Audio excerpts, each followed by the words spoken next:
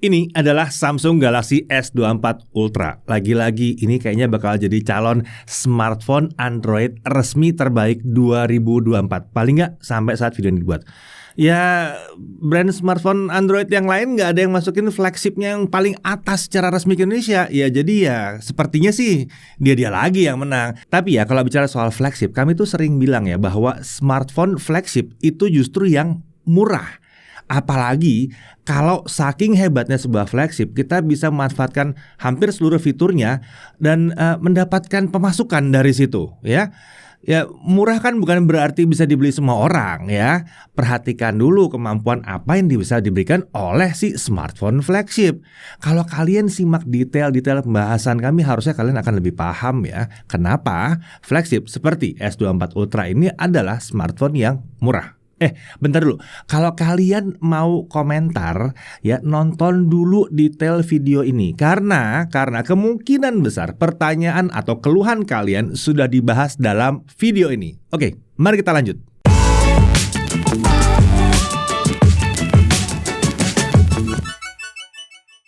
Oke, sebelum lanjut lagi reviewnya, nah ini kita mau bagi-bagi trik dulu untuk bisa belanja gadget tapi tetap cuan. Nah, misalnya mau beli Samsung S24 series, itu juga bisa dapat cashback kalau pakai aplikasi Shopback. Belanjanya bisa dari Samsung.com yang juga salah satu merchant Shopback. Buat kalian yang mau belanja gadget atau keperluan lain lewat marketplace juga bisa dapat cashback tanpa minimal pembelian, bisa dapat cashback tanpa batas. Yang bikin senang, itu cashback bisa dicairkan jadi uang tunai. Ini beneran loh. Nah, nih lihat ya, tabungan cashback udah segini nih ya. Kalau dicairkan, ini bisa dipakai beli macam-macam secara gratis gara-gara cashback dari Shopback ini. Pokoknya selalu untung kalau buka Shopback dulu sebelum belanja online. Soalnya brand dan merchantnya banyak banget. Bisa buat belanja di Shopee, Tokopedia, Lazada, Blibli, Uniqlo, Booking.com, Agoda, dan masih banyak lagi. Pesan hotel buat liburan lewat Shopback itu juga bisa. Nanti bisa dapat cashback juga. Seru kan? Terus caranya gimana? Pertama-tama download aplikasi Shopback dengan klik link yang ada di deskripsi video ini dan jalankan aplikasinya. Lalu buat akun dari dalam aplikasi ini. Buat pengguna baru bisa masukin kode ini nih biar dapat saldo cashback 20.000 gratis. Iya, yang muncul di layar ini. Pakai yang ini ya. Nah, kalau udah ada akun Shopback, setiap ingin membeli produk dari e-commerce, buka aplikasi Shopback dulu. Nanti di situ akan ada banyak sekali pilihan e-commerce. Jadi langsung pilih aja mau beli di e-commerce yang mana. Misalnya sekarang nih saya mau beli Samsung S24. Yang ini nih di Shopee nih. Jadi klik Shopee-nya. Lalu di sini akan muncul keterangan cashback-nya. Setelah itu klik continue to app. Tinggal lanjut belanja seperti biasa dan selesaikan sampai ke pembayaran. Nanti cashback akan langsung masuk ke akun Shopback kita saat transaksi sudah diverifikasi. Mudah kan? Kalau sudah punya saldo cashback di Shopback, kita bisa carikan jadi pulsa atau kita bisa transfer ke rekening bank kita. Minimum saldo untuk dicairkan itu Rp25.000 untuk jadi pulsa dan Rp50.000 untuk transfer ke rekening bank. Jadi ingat, download dan daftar langsung dari link di deskripsi ya. Ada cek linknya ya.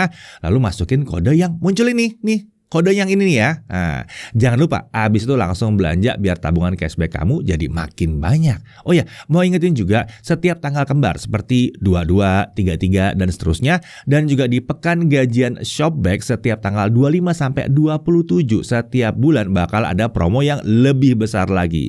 Jadi jangan lupa ya kalau belanja ya, klik link di deskripsi video ini untuk dapetin saldo cashback gratisnya.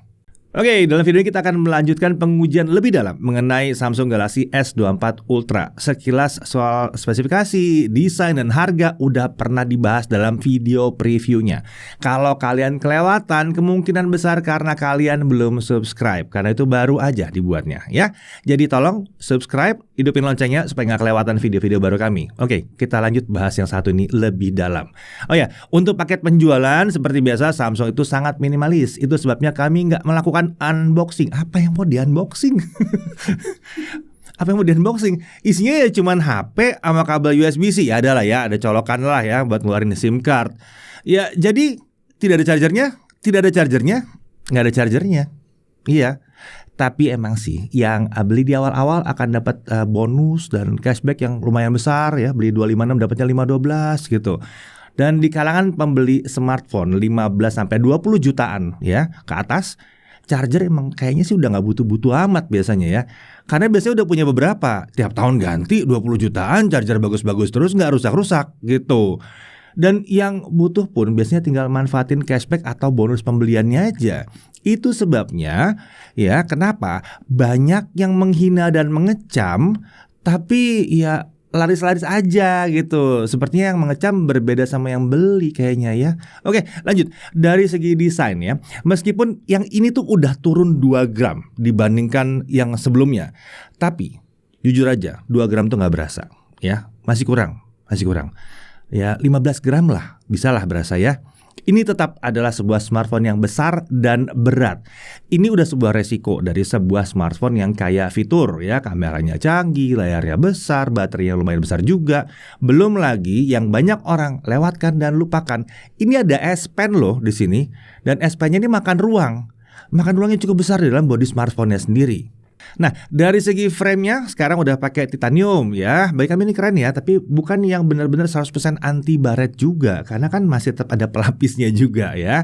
Ya, kalau makanya nggak dijaga-jaga juga masih bisa ada baret-baret tipis-tipis. Tapi memang teoritis titanium ini jauh lebih keras dibandingkan besi biasa. Ini membuatnya nggak mudah penyok kalau terbentur. Nah, di sini untuk desain upgrade yang kami rasakan manfaatnya itu lebih ke layarnya. Dan karena sekarang udah flat banget, ini jelas akan membuat pemakaian S Pen jadi lebih nyaman. Kemudian saat dipakein case, sisi kanan kirinya juga lebih gampang terlindungi ketimbang yang layarnya melengkung. Jadi nggak tepat sebetulnya kalau dibilang bahwa S24 Ultra ini kehilangan penampilan premiumnya. Karena yang dirasakan premium oleh penggunanya adalah saat fungsinya itu nyaman digunakan. Biasanya nih yang protes soal seri Ultra dibuat flat itu adalah bukan pengguna, atau ya mungkin ya yang nggak paham kenapa harus flat ya. Nah oke, hal menarik lainnya kali ini adalah bezelnya. Ini udah simetris banget di seluruh sisinya. Kalau di S23 Ultra sebelumnya dagunya masih sedikit lebih tebal. Ini katanya Chris ya, kalau kata saya sih enggak. Tapi udahlah, memang diakui oleh Samsung. Memang Samsung mengakui bahwa yang itu masih belum tipis-tipis amat, walaupun udah tipis. Di sini ditipisin lagi, gitu. Nah, pertanyaan apakah case untuk S23 Ultra bisa dipakai di S24 Ultra? Sayangnya nggak bisa, dimensinya beda, lumayan jauh karena yang satu ini lebih pendek sebetulnya. Dan di S24 Ultra ini ada 2 mikrofon di sisi atasnya. Di S23 Ultra cuma ada 1. Ya ini beda banget ya. Kalau dulu casing S22 Ultra sama S23 Ultra, beberapa tipe casing itu bisa tuker-tukeran. Ya masih mirip lah. Walaupun ya agak sedikit mengsol-mengsol lah ya, tapi masih bisa kepasang. Kalau ini udah nggak bisa.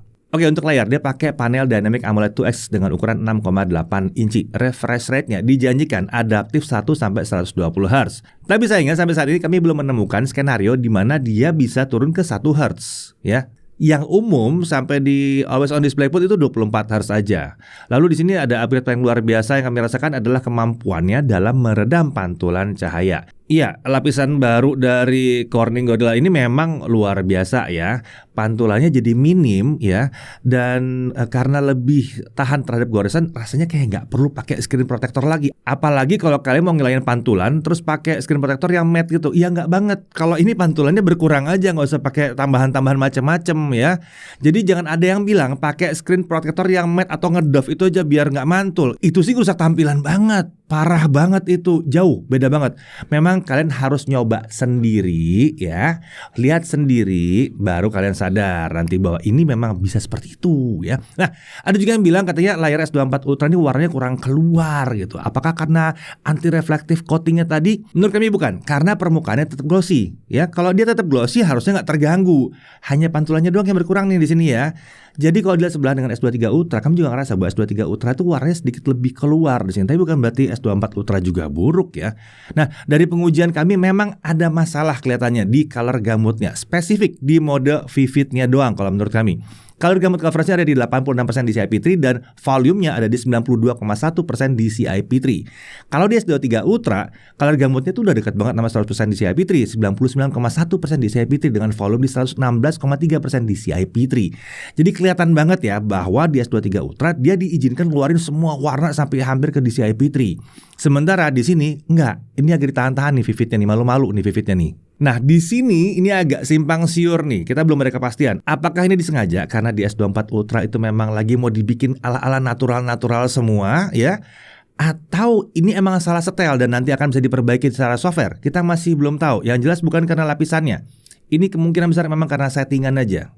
Jadi untuk sahabat ini karena kita belum dapat update ya, kita harus nunggu sampai update berikutnya. Apakah nanti itu akan muncul di update berikutnya? Tapi terus terang, kalau kalian terbiasa pakai mode natural seperti kami di sini, karena banyak ngedit video di sini, ya, jadi kita harus pakai mode natural, ya nggak terasa ada perubahan antara S23 Ultra ke S24 Ultra. Oke, sekarang kita bicara soal spesifikasi internalnya. Ya, namanya flagship beneran ya. Speknya pasti udah mentok kanan. SoC udah flagship, Snapdragon 8 Gen 3 for Galaxy. Ya, paling kenceng lah ya, tergolong paling kenceng saat ini. RAM udah gede di 12 GB, storage juga udah gede tergantung mana yang dipilih, dan teknologi juga udah baru ya, RAM-nya LPDDR5X, storage-nya UFS 4.0. Di atas kertas spesifikasi seperti ini tuh udah yang terbaik yang bisa ditawarkan untuk sekarang ya. Nanti kita lihat aja performanya gimana kalau di gaming seperti apa misalnya ya. Ya, selain SoC kelas atas, konektivitas juga kekinian, udah 5G, lalu di Indonesia paling nggak udah Wi-Fi 6 sudah hidup ya, lalu Bluetooth versi 5.3, kodeknya juga udah banyak, bahkan dia punya kodek spesial seperti SSC itu untuk baterai Samsung itu udah ada di situ. Dan kalau bicara soal spesifikasi ya, ini ada satu hal yang memang kayaknya baru ada di smartphone flagship deh ya. USB port yang kencang. Kebanyakan adanya di Samsung sih memang. Tempat lain tuh baru mulai diimplementasi sayangnya ya. Ya, yang satu ini S24 Ultra ini pakai USB-C 3.2 Gen 1. Ini membuat transfer file dari smartphone ke PC atau sebaliknya itu jadi lebih kencang ketimbang yang pakai USB 2.0. Nah, kalau storage smartphone 256GB atau 512 itu udah penuh ya. Nah, biasanya tuh mesti nge-backup tuh ya. Nah, pas nge-backup tuh baru tuh terasa. Kemarin asik-asik lo bikin video 4K 60, 8K 30 fps. Backup tuh sono. Ribet tuh ya. Kalau pakai ini untungnya enak ya karena kencang USB-nya. Dan seperti biasa ya, USB portnya juga ada support HDMI out ya atau display output. Jadi nyolok dari sini langsung ke perangkat yang bisa nerima HDMI. Bang, kan bisa pakai wireless. Wireless nge-lag ya. Wireless tuh pasti nge-lag. Kalau pakai kabel nggak pakai nge-lag, dan tidak semua alat itu bisa pakai wireless. Kalau nggak smart nggak bisa ya. Proyektor-proyektor yang tersedia di ruangan-ruangan kantor itu banyak yang nggak bisa, harus HDMI. Kan ini buat orang kantoran juga. Dan kerennya lagi ya, di sini juga ada yang namanya Samsung DeX. Ya, kalau yang udah pernah pakai Samsung bilang ya udah tau lah Samsung DeX. Buat yang nggak tahu, ini adalah mode PC khusus buatan Samsung. Udah lama banget ini ya. Supaya penggunaannya kalau dicolok ke monitor itu jadi seperti PC Windows ya.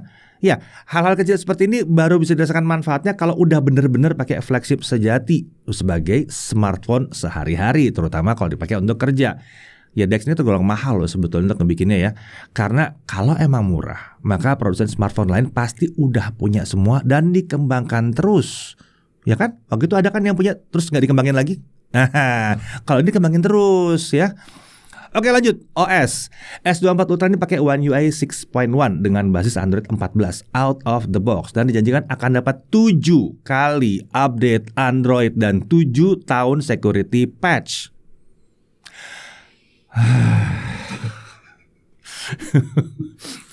Ya, Samsung adalah produsen smartphone Android kedua yang menjanjikan update yang panjangnya luar biasa ini.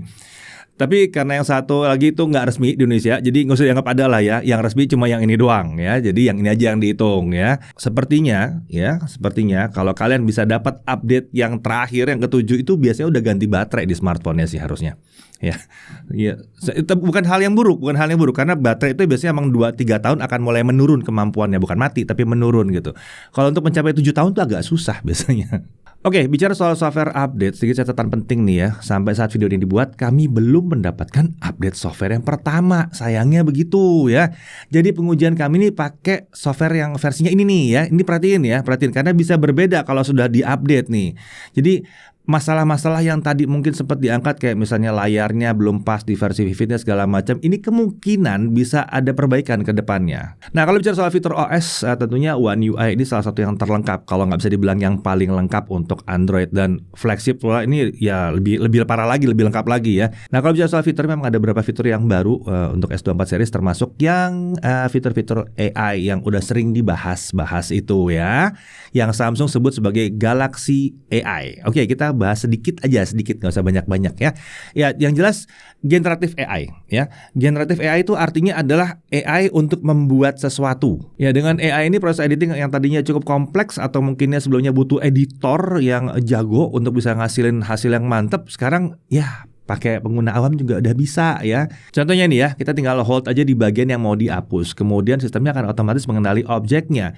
Kalau udah tinggal pilih tombol penghapus yang ini, maka objeknya akan terhapus di sini ya. Setelah itu klik generate, maka bagian yang kosong tadi akan terisi oleh gambar dari AI dan hasilnya rapih nih. Sedikit catatan, karena ini butuh internet, seberapa cepat gambar ini akan terjadi juga bergantung pada kecepatan internet ya. Lalu ini ada yang keren banget, AI slow motion. Fitur ini bisa membuat slow motion dari video 30 frame per second. Ini luar biasa ya, seperti 120 fps aja bikinnya. Buat yang nggak ngerti, untuk bikin slow motion kita butuh di atas 60 frame per second. 120, 240, tujuannya adalah nanti diputar di 30 frame per second, jadi terasa lamban gitu ya. Nah di sini kita bisa pakai video 30 fps untuk bikin slow motion. Tentunya ini pakai semacam interpolasi lah ya, tapi interpolasi yang keren. Karena intinya adalah kalau itu video 30 fps mau di stretch, itu akan bolong di tengah-tengahnya ya. Jadi harus diisi dengan frame atau gambar-gambar ya. Dan gambar-gambar ini harus dibuat berdasarkan gambar sebelumnya. Jadi kalau ada yang bergerak, dia akan harus meneruskan pergerakan itu digambar ulang. Ini istilahnya adalah frame insertion. Ya, bahasa Indonesianya diselipin gambar baru gitu ya. It's okay. Dari yang kemarin juga banyak yang komplain, bilang katanya pakai CapCut juga bisa. Oke. Iya, di CapCut for Windows. Kita bicara for Windows. Gak usah ngomong CapCut yang di handphone. Itu enggak, beda-beda. Ada yang namanya optical flow yang terkenal bisa bikin slow motion yang mulus. Nah sekarang mari kita coba aduin ya. Nah saat diaduin begini kita lihat bahwa AI slow mo di Samsung secara hasil tetap lebih mulus. Dan yang nggak kalah penting adalah prosesnya nggak butuh waktu lama. Proses ngedit di Samsung S24 Ultra ini lebih cepat. Kita udah buktikan dengan video 4K 30 fps yang satu ini ya. Durasi videonya 40 detik totalnya, awalnya 40 detik. Nah, pakai CapCut Optical Flow untuk menghasilkan slow motion ini butuh waktu lebih dari 6 menit 20 detik untuk proses aplikasi slow mo-nya. Ini belum terhitung exportingnya loh. Ini cuma ngejadiin slow motion doang, belum diekspor. Jadi belum jadi video bisa dipakai ya.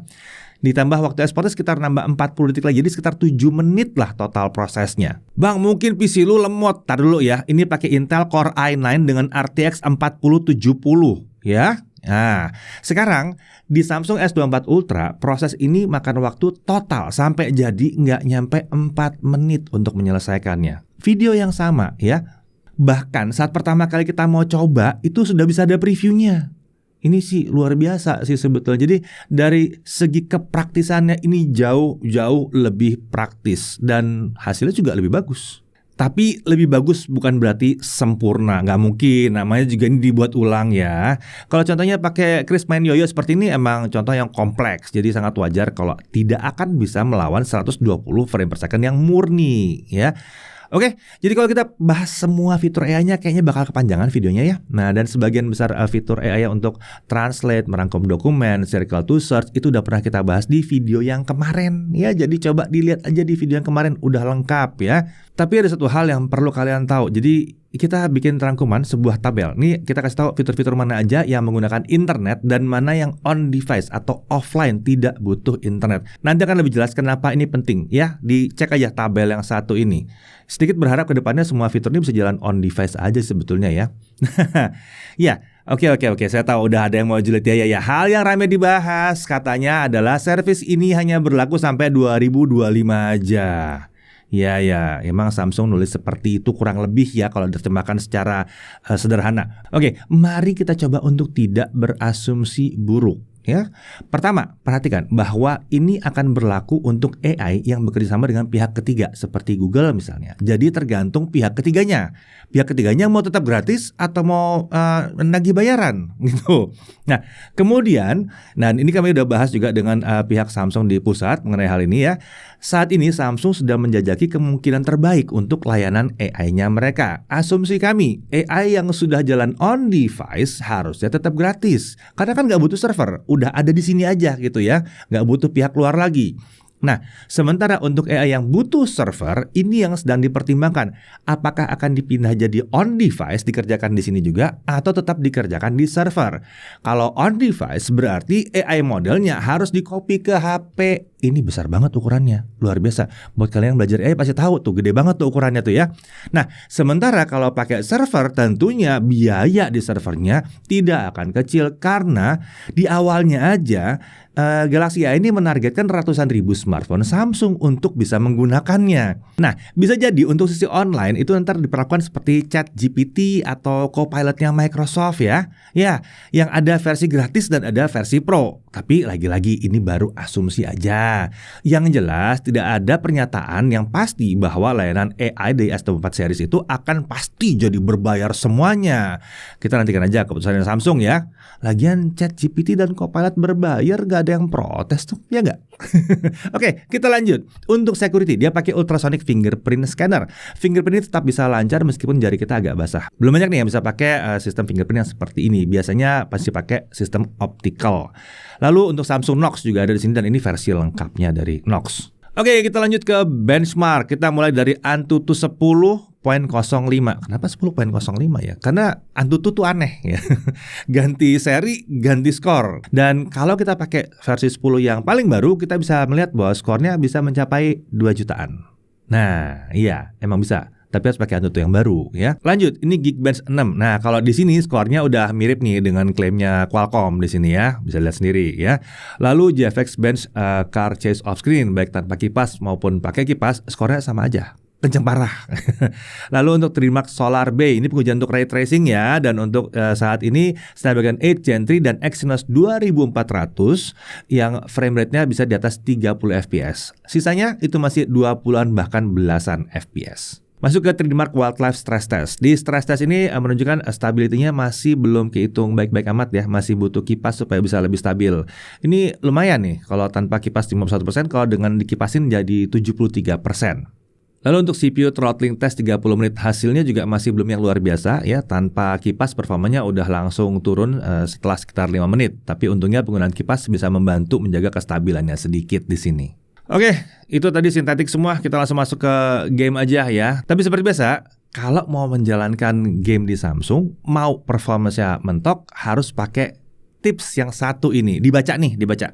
Oke, kita langsung masuk. Genshin Impact ya. Ini versi Galaxy Store ya. Iya, versi Galaxy Store. Settingnya di highest 60 fps, skenario traveling 30 menit. Oh, by the way, Galaxy Store sama yang dari Play Store mirip-mirip aja ternyata ya. Oke, untuk frame rate rata-rata ada di 53 fps. Dari awal emang udah ada fluktuasi ya, 42 sampai 60 fps. Selama 30 menit frame rate-nya ya segitu-gitu aja gitu ya. Ini sebetulnya pengalaman mainnya bukan yang patah-patah sampai nggak bisa dimainin sih, enggak, sama sekali enggak. Kalau kita main gamenya tanpa ngeliat FPS counter, rasanya sih baik-baik aja, nggak ada masalah. Naik dan turunnya frame rate juga bertahap, nggak yang tiba-tiba anjlok gitu, enggak gitu ya. Tapi tetap kami harus bilang bahwa ini bukan performa Genshin Impact yang kami harapkan untuk smartphone dengan SoC Snapdragon 8 Gen 3. Data ini juga menunjukkan bahwa S23 Ultra tahun lalu performanya bisa lebih stabil dari yang satu ini. Memang ini bukan smartphone spesial gaming, tapi kalau versi sebelumnya bisa lancar, berarti ada yang perlu diperbaiki di yang satu ini. Kita cek suhunya setelah 30 menit. Layar terpanas di 44 derajat Celcius. Bodi belakang terpanas di 47 derajat Celcius. Bentar, ini kok kayak S23 FE ya? Oh iya. Iya kan? Ya ini Snapdragon kan ini? Iya. Snapdragon kok saya bilang sih Exynos panas. Dan ini sudah termasuk yang panas sebetulnya. Ini Snapdragon 47 derajat Celcius di luar sudah termasuk panas ya. Panas tertinggi ada di sisi samping kamera dengan penyebaran suhu yang sebenarnya cukup baik ya. Kalau main tanpa case kita bisa ngerasain panas hampir di seluruh sisinya. Nah, kita coba sekali lagi ngetes pakai kipas. Ternyata ya mirip-mirip aja. Average frame rate-nya itu hanya meningkat sekitar 1 fps dari 53 jadi 54 fps. Tapi fluktuasinya tetap ya gitu-gitu aja. Naik turunnya sama-sama aja, mirip-mirip aja. Nah, untuk ranking, ini saat ini kita bisa kasih rankingnya ada di A+, baik pakai kipas maupun tanpa kipas. Ini bagian yang sepertinya harus diperbaiki oleh Samsung nih ya, supaya performanya bisa lebih baik lagi. Lanjut, PUBG. Nah, opsi smooth 90 fps sudah terbuka di sini. Aman buat PUBG ya, jadi bisa main mulus, lancar, kencang.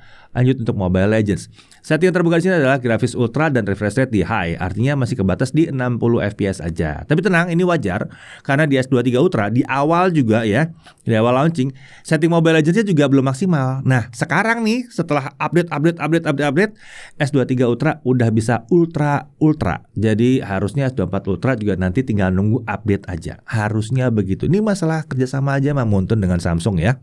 Lanjut, Honkai Star Rail.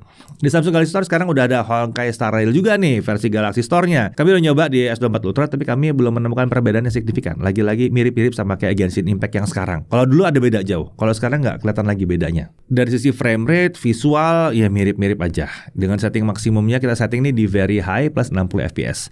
Game sama-sama bisa jalan lancar di 60 fps. Di kondisi terberat pun masih bisa dapat 50-an fps. Tapi kalau udah panas emang bisa turun juga ke 40 fps. Suhu pun emang tinggi sekali ya, seperti biasa untuk Honkai Star Rail. Layar bisa sampai 45 derajat Celcius dan back cover bisa nyampe 48 derajat Celcius. Jadi kalau main game yang satu ini sangat disarankan pakai kipas. Oke, sekarang kita masuk ke pengujian baterai. Untuk YouTube video playback 1080p ya, kita bisa dapat baterainya baru habis setelah 22 jam 12 menit. Hasil yang oke, yang sesuai dengan harapan lah sebetulnya. Ya di atas dari yang lain, tapi kalau untuk Samsung ini sesuai dengan harapan. Untuk mainan TikTok selama 30 menit baterainya turun 3%. Main Genshin Impact 30 menit di highest 60 fps dia dapat 14% turunnya ya. Nah lanjut untuk charging. Kita pakai charger Samsung yang 25 watt. Kita pakai itu aja deh, yang paling gampang didapat, paling gampang dicari, harganya juga murah ya. Jadi nggak banyak protes lah kalau kita pakai 45 ya. Kita mendapatkan bahwa pengisiannya itu butuh waktu 1 jam 16 menit. Sementara kalau kita pakai charger Samsung lama nih, Samsung yang tua nih, pakai 45 watt, itu juga cuma beda-beda tipis, nggak jauh beda ya, 1 jam lebih dikit juga. Ini hasil yang sangat standar untuk chargernya Samsung ya. Bahkan yang 25 watt ini mirip dengan hasil handphone lain kalau pakai charger 33 sampai 40-an watt ya. HP lain sama kan 1 jam lebih juga. Sayangnya di sini kita tidak bisa mendapatkan kecepatan charging S23 Ultra yang dulu nih. S23 Ultra itu dengan charger 25 watt bisa dapat di bawah 1 jam, 57-56 menit kurang lebih. Ya mungkin perlu ada perbaikan, software update, nggak tahu ya.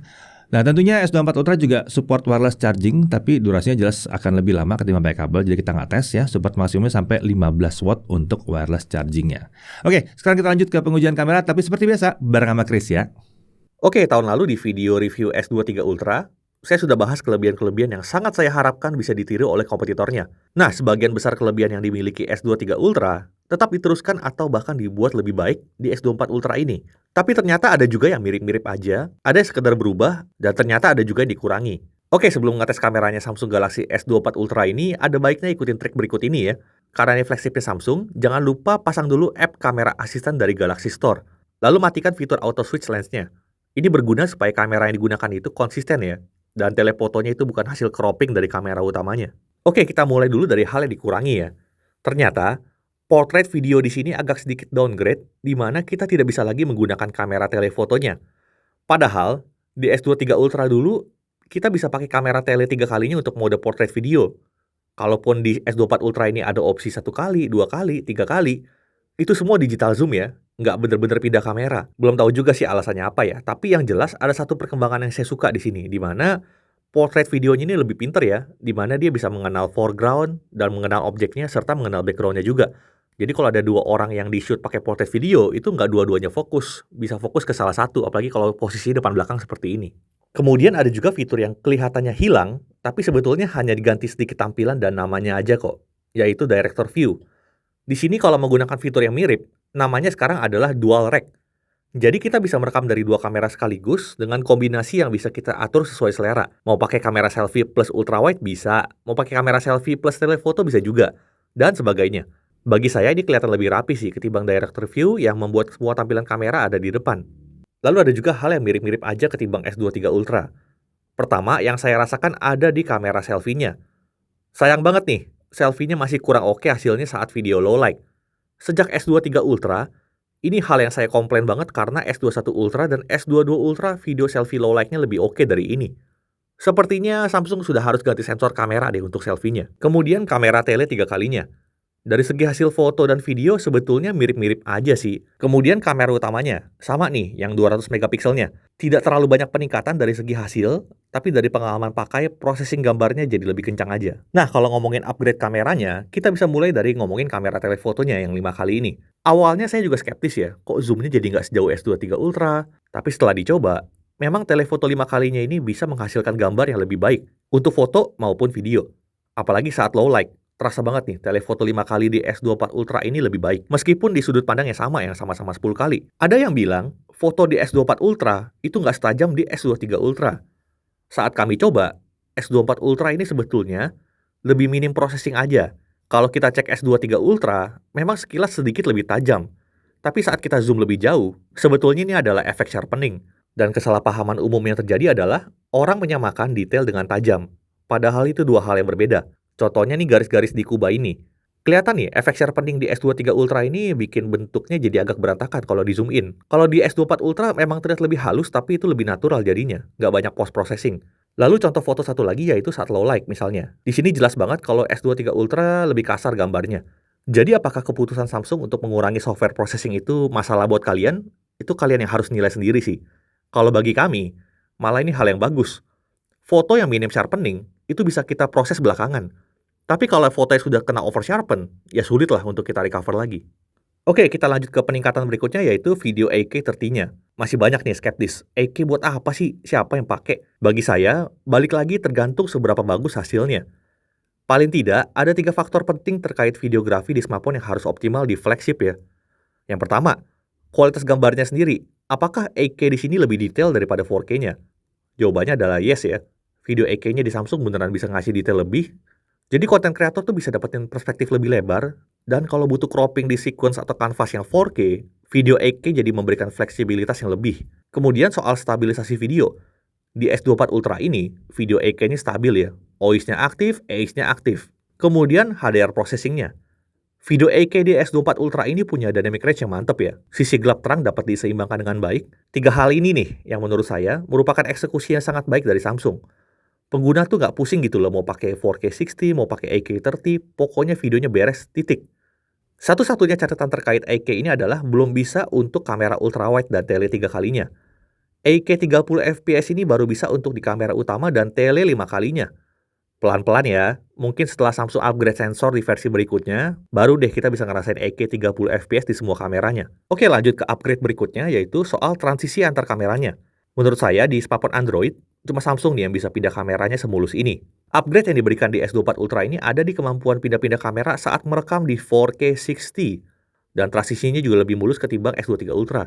Dulu belum bisa nih pindah-pindah kamera saat 4K 60 di S23 Ultra kemarin.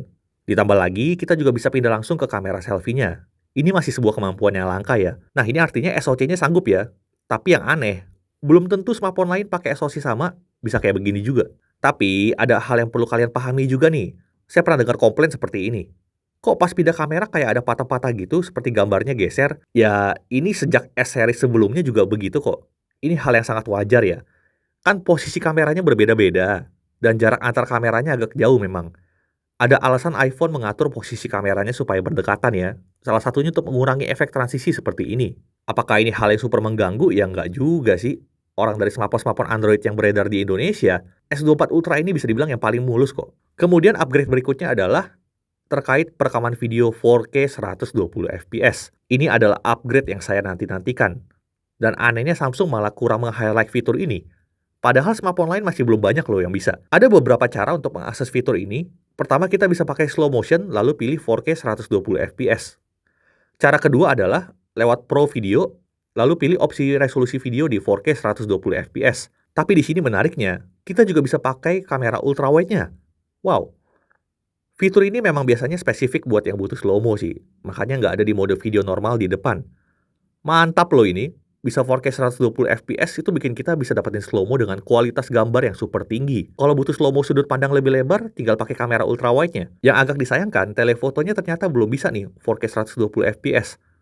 Kalau semua kameranya bisa 4K 120 fps, itu bakal lebih killer sih. Penasaran juga sih ini ultrawide-nya ganti sensor atau enggak ya? Baru kali ini saya lihat ultrawide-nya Samsung bisa 4K 120 fps. Kemudian upgrade terakhir adalah soal Instagram. Samsung sepertinya ada optimalisasi khusus nih di S24 Ultra ini. Pertama, stabilizernya berfungsi dengan baik. Ini sudah mirip layaknya kita pakai app kamera bawaan. Kemudian, di sini HDR processingnya juga berfungsi. Ini direct kamera Instagram loh. Biasanya di smartphone Android lain, HDR processing itu nggak bisa jalan kayak begini. Kemudian kemampuan unik lainnya adalah kita bisa menggunakan seluruh kameranya di S24 Ultra ini. Ini direct loh, langsung dari app kameranya Instagram. Dari kamera utama bisa, pindah ke ultrawide bisa, lalu pindah ke kamera tele 3 kalinya juga bisa, dan kita juga bisa pakai kamera tele 5 kalinya. Kelihatan kan ya ada perbedaan kameranya? Oke, kalau urusan mikrofon, suara yang teman-teman dengar sekarang adalah suara langsung dari mikrofon smartphone-nya Samsung Galaxy S24 Ultra. Ini saya lagi di tempat yang lumayan ramai ya, dan kalau teman-teman dengar suara bising itu ada suara air terjun kecil di sini. Nanti saya kasih lihat kayak gimana. Ya kurang lebih emang lumayan berisik lah di sini.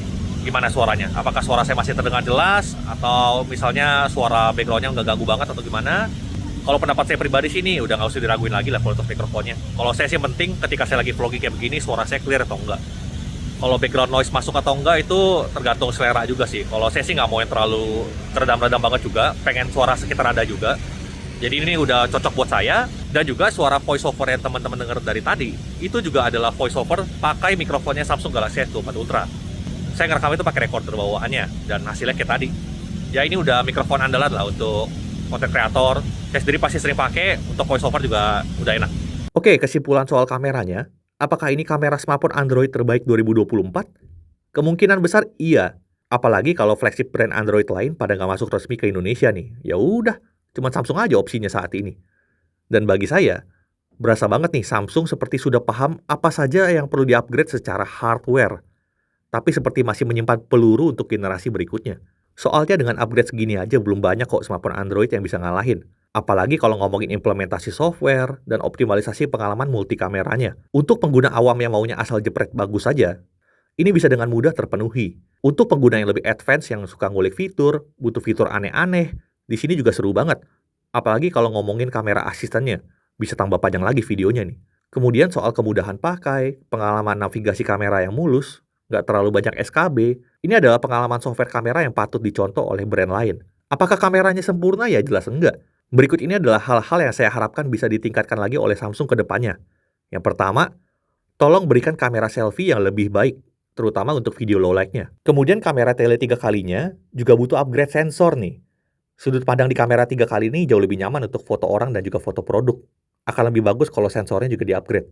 Kemudian soal 4K 120 fps agak nanggung ya, cuma bisa di kamera utama dan ultrawide. Harusnya bisa dong telefotonya juga, tapi ini mungkin tahun depan lah ya. Sedikit berharap juga kamera ultrawide-nya bisa upgrade sensor yang lebih baik lagi. Saat low light kita masih ragu-ragu nih, mau pakai kamera ultrawide-nya atau enggak. Kualitasnya sebetulnya masih belum sehebat itu untuk low light. Terakhir soal portrait video, saya juga nggak ngerti kenapa jadi downgrade sih.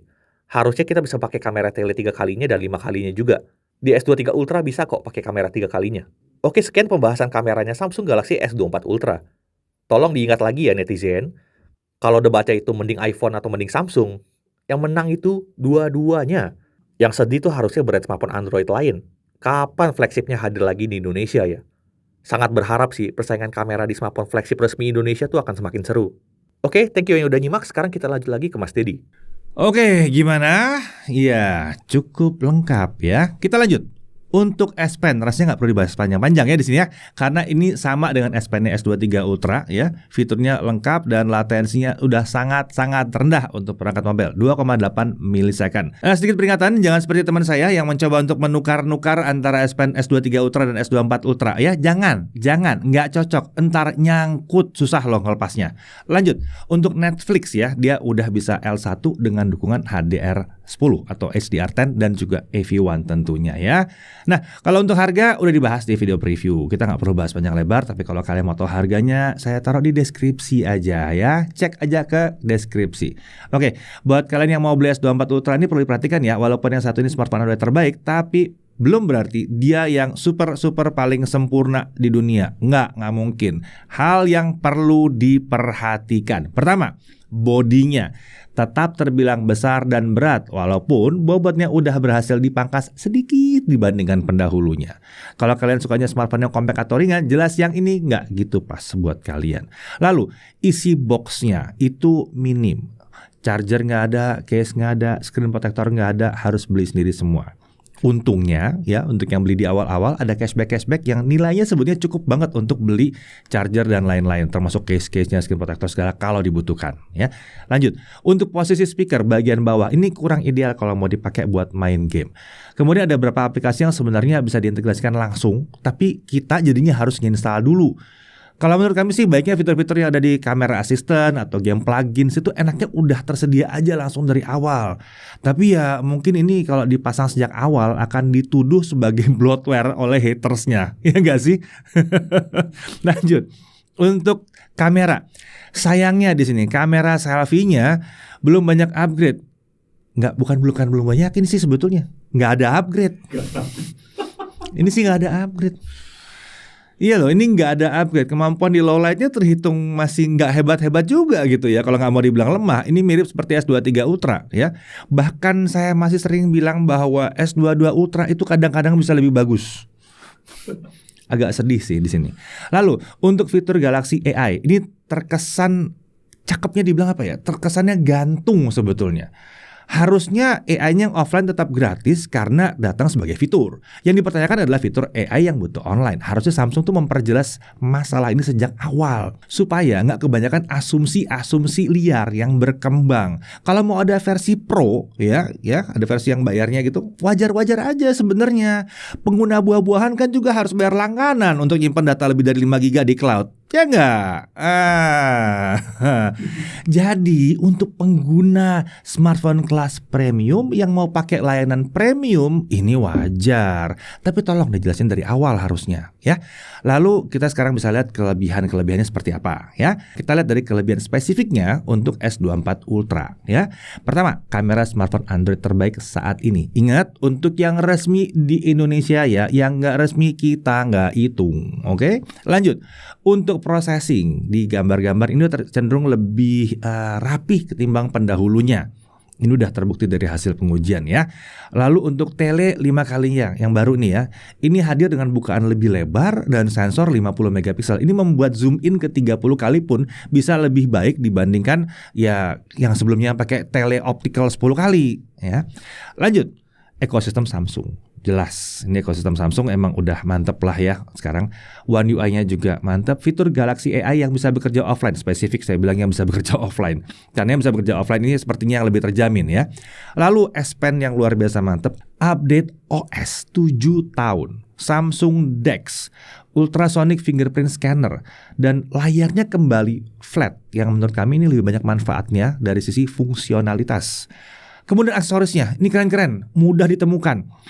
Jujur aja, pertama kali nge-review yang satu ini di San Jose, pertama kali megang ya, unit test, kita udah punya casingnya. Dan bukan first party, third party. Udah casing third party, udah ada gitu. Jadi nyari aksesorisnya luar biasa. Ya dari Samsung sendiri aksesoris case-nya juga keren-keren banget. Keren-keren abis, macam-macam, ada banyak banget variannya. Dan yang terakhir tentunya adalah prestige ya. Samsung itu sekarang udah ada di level di mana untuk kelas flagshipnya orang udah menggunakan yang satu ini nggak sekedar untuk fungsi tapi juga untuk prestige. Nah selain itu kelebihan yang spesifik, kelebihan yang secara umum tentunya ada Snapdragon 8 Gen 3 dan kali ini tetap mempertahankan nama For Galaxy, sedikit tuning ke sana sini ya, meskipun masih butuh perbaikan lah sebetulnya ya. Kemudian yang klasik banget untuk flagship dia punya IP68 ya, bisa dicemplungin tapi jangan diajak berenang kelamaan. Lalu wireless charging udah ada, stereo speaker udah ada, desainnya juga tergolong mewah di sini dan ini beda ya desainnya. Kalau ada yang bilang wah sama semua desainnya, enggak, ini beda sendiri. Ini yang satu ini spesifik buat Ultra ya. Display output masih ada USB-C 3.2 ada di sini kenceng dan konektivitasnya udah kekinian. Kayaknya masih ada yang kelewat ya, tapi sudahlah nggak masalah ya. Kita lanjutnya. Oke, sekarang pertanyaannya S24 Ultra ini cocoknya untuk siapa? Pertama, buat kalian yang duitnya lumayan ya, yang duitnya cukup dan ingin punya smartphone Android resmi yang terbaik, jelas ini akan jadi pilihan yang mudah. Kemudian untuk konten kreator yang bisa memanfaatkan smartphone ini, apalagi kameranya, dan bertujuan untuk ngasilin duit yang lebih banyak lagi, jelas ini akan jadi investasi yang oke. Karena ya kalau kita mau bikin konten nggak perlu bawa kamera, angkat aja set dari kantong, langsung pakai, langsung edit, langsung upload. Ya, lebih cepat balik modalnya kalau gini caranya ya. Nah, lalu cocok juga untuk kalian yang suka rekaman saat konser. Nonton konser, mau ngerekam, mau foto, mau bikin video. Wah, tapi beli tiketnya nggak bisa mahal-mahal amat, jadi tribun jauh banget di belakang sana ya. Nggak masalah, masih tetap bisa difoto, dibikin videonya pakai yang satu ini karena telenya mantep. Nah, kalau kalian pengguna iPhone yang ingin merasakan pengalaman Android versi flagship tapi belum mau pakai HP lipat, nah yang ini juga bisa jadi opsi yang sangat baik. Yang jelas nggak ada yang sempurna ya, masing-masing ekosistem akan ada kelebihan dan kekurangannya masing-masing. Tapi paling nggak ya, kalau kalian tuh ya mau banding-banding antara iPhone dengan Android tuh jangan bandingin mid class Android versus iPhone. Karena iPhone tuh semuanya flagship ya. Dan kalau mau banding-banding itu baru versus baru, jangan bekas versus harga baru. Ya nggak kena dong, baru lawan baru kalau mau ya, gitu. Nah, lanjut. Apakah pengguna S23 Ultra cocok untuk upgrade ke sini? Sejujurnya, menurut kami agak kurang pas buat S23 Ultra. S23 Ultra tuh masih sangat luar biasa.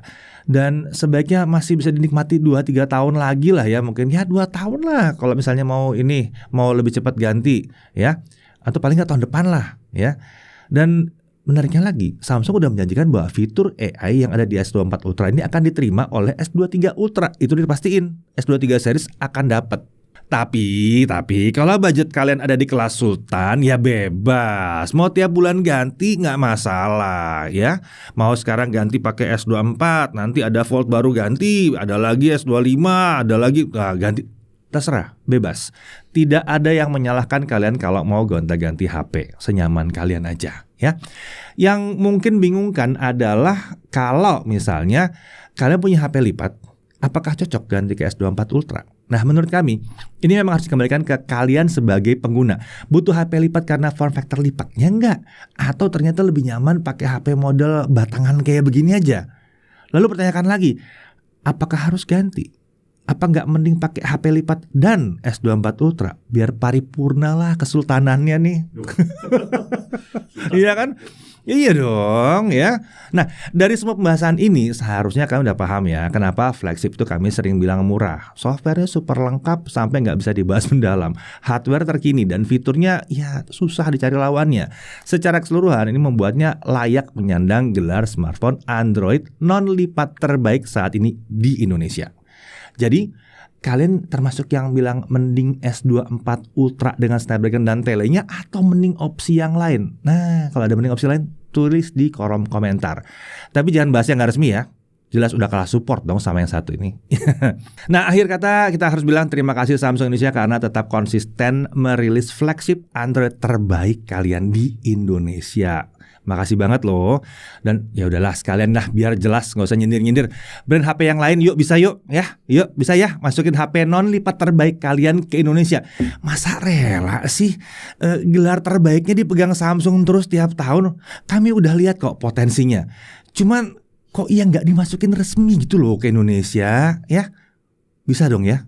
Oke, sampai sini dulu. Saya di Irfan, Jaga TV.